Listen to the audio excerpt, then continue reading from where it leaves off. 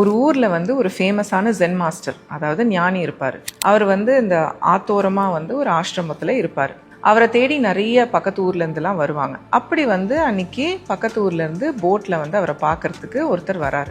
இறங்கிட்டு, ஐயா, எனக்கு பிசினஸ்ல பெரிய ஒரு டென்ஷனு, ரொம்ப ஸ்ட்ரெஸ் ஆயிடுச்சு, மனசு மைண்டு வேலை செய்யவே மாட்டேங்குது, ரொம்ப குழப்பமா இருக்கு, எனக்கு என்ன பண்றதுன்னு தெரியல, ஒரு மைண்டு ஃப்ரீஸ் ஆன மாதிரி ஆயிடுச்சு, எனக்கு ஏதாவது ஒரு வழி சொல்லுங்க இது தீர்றதுக்கு அப்படின்னு சொல்லுவார்.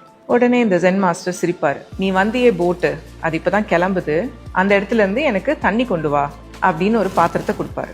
இவர் போய் அந்த பாத்திரத்துல தண்ணி எடுத்துட்டு வருவாரு. பார்த்தா ஒரு மாதிரி மடியா இருக்கும். ஏன்னா அந்த போட் இப்பதான் போயிருக்கு இல்லையா. கீழே ஊத்திடுவாரு. எனக்கு இந்த தண்ணி வேண்டாம், எனக்கு தெளிவான தண்ணி வேணும், கொஞ்ச நேரம் கழிச்சு போய் எடுத்துட்டு வான்னு. ஒரு 10 நிமிஷம் கழிச்சு போய் திரும்ப தண்ணி கொண்டு வருவாரு.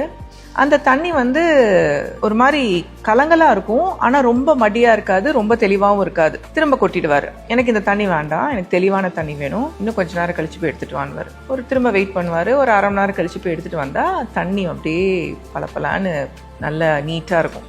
அந்த ஜென் மாஸ்டர் சொல்வாரு, இந்த தண்ணி மாதிரி தான் நம்ம மனசும், அந்த போட் மாதிரி தான் உன்னோட ஸ்ட்ரெஸ்ஸும். எப்பயுமே ஒரு சலசலப்பு ஏற்படும் போது மனசு ரொம்ப ஸ்ட்ரெஸ்ஸா இருக்கும். அந்த டைம்ல உன்னால எதுவுமே யோசிக்க முடியாது.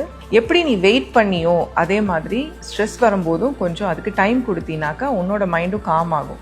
ஸோ லைஃப்ல சில வாட்டி இல்லை, நிறைய வாட்டி ஒரு ப்ராப்ளத்துக்கு அப்புறம் தெளிவாகிறதுக்கு all it takes is time.